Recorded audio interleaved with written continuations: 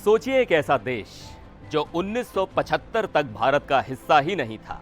हरे भरे पहाड़, कंचनजंगा की बर्फीली चोटियां और एक जिद्दी राजा जिसने भारत को 28 साल तक ना बोला, लेकिन फिर सिर्फ 30 मिनट में सब बदल गया। कैसे?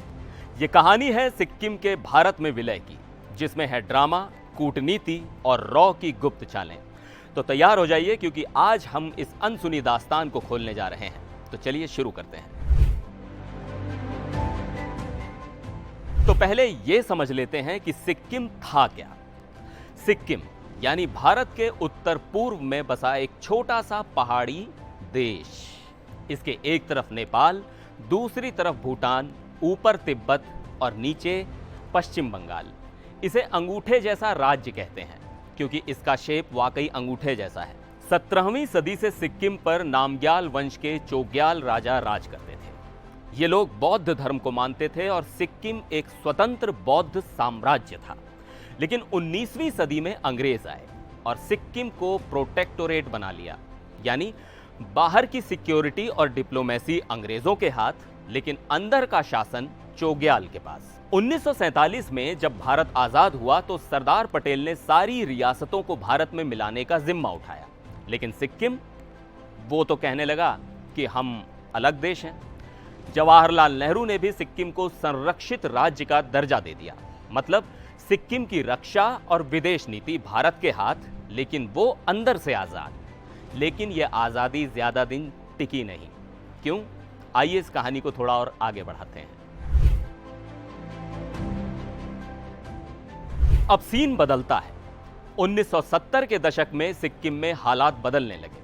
चोग्याल राजा ताशी नामग्याल और उनके बेटे पाल्डेन थोंडुप नामग्याल जिद्दी मिजाज के थे। वो चाहते थे कि सिक्किम भूटान की तरह एक स्वतंत्र देश बने। लेकिन सिक्किम की जनता, वो तो राजशाही से तंग आ चुकी थी। सिक्किम में ज्यादातर लोग नेपाली मूल के थे और वो लोकतंत्र चाहते थे। सिक्किम नेशनल कांग्रेस जैसी पार्टियां जनता की आवाज उठाने लगीं।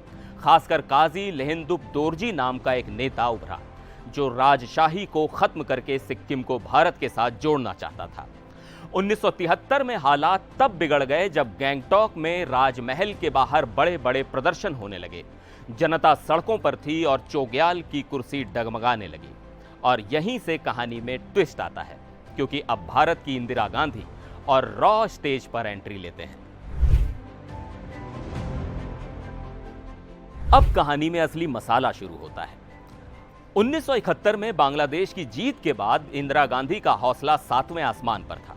वो समझ चुकी थी कि सिक्किम को भारत का हिस्सा बनाना जरूरी है, क्योंकि सिक्किम रणनीतिक तौर पर बहुत अहम था। इसके ऊपर चीन का तिब्बत था और अगर सिक्किम भारत के हाथ से निकल जाता तो सीमा पर खतरा बढ़ जाता। इंदिरा गांधी ने रॉ के संस्थापक रामनाथ काव को बुलाया और कहा, सिक्किम का मामला सुलझाओ। रॉ ने क्या किया? उन्होंने सिक्किम नेशनल कांग्रेस और काजी लेहेंदुप को सपोर्ट करना शुरू किया। गुप्त तरीके से पैसे, रणनीति और प्लानिंग दी गई। सिक्किम में लोकतंत्र की मांग को और हवा दी गई। 1973 में जब प्रदर्शन बेकाबू हो गए तो भारत ने सिक्किम में अपनी इंडियन रिजर्व पुलिस फोर्स भेज दी। चोग्याल को समझौता करना पड़ा और 1974 में सिक्किम में पहली बार लोकतांत्रिक चुनाव हुए। काजी लेहेंदुप की पार्टी ने भारी जीत हासिल की। लेकिन असली गेम तो अब शुरू होने वाला था। अब सुनिए कहानी का सबसे रोमांचक हिस्सा। 6 अप्रैल 1975 की सुबह सिक्किम की राजधानी गैंगटॉक में भारतीय सेना के 5000 जवान पहुंच गए। चोग्याल के राजमहल को चारों तरफ से घेर लिया गया। उनके 243 गार्ड्स ने हथियार डाल दिए और सिर्फ 30 मिनट में सिक्किम की आजादी खत्म। चोग्याल को उनके ही महल में नजरबंद कर दिया गया। लेकिन भारत ने इसे सिर्फ सैन्य ताकत से नहीं किया, भारत ने कूटनीति का भी सहारा लिया। 14 अप्रैल 1975 को सिक्किम में जनमत संग्रह करवाया गया और क्या बताऊं, 97.5% लोगों ने भारत के साथ जाने के लिए वोट दिया। तो जनमत संग्रह के बाद रास्ता साफ था। 23 अप्रैल 1975 को लोकसभा में 36वां संविधान संशोधन बिल पेश हुआ और उसी दिन 299 वोटों से पास हो गया। 26 अप्रैल को राज्यसभा ने भी मंजूरी दे दी और 15 मई 1975 को राष्ट्रपति फखरुद्दीन अली अहमद ने बिल पर साइन किए। बस 16 मई 1975 को सिक्किम आधिकारिक तौर पर भारत का 22वां राज्य बन गया। लेकिन दुनिया ने इसे कैसे लिया? चीन ने खूब हंगामा किया। उसने सिक्किम के विलय को रूस के चेकोस्लोवाकिया पर हमले से जोड़ दिया। नेपाल ने भी विरोध किया, लेकिन भूटान खुश था क्योंकि अब उसे सिक्किम जैसा बनने का डर नहीं था।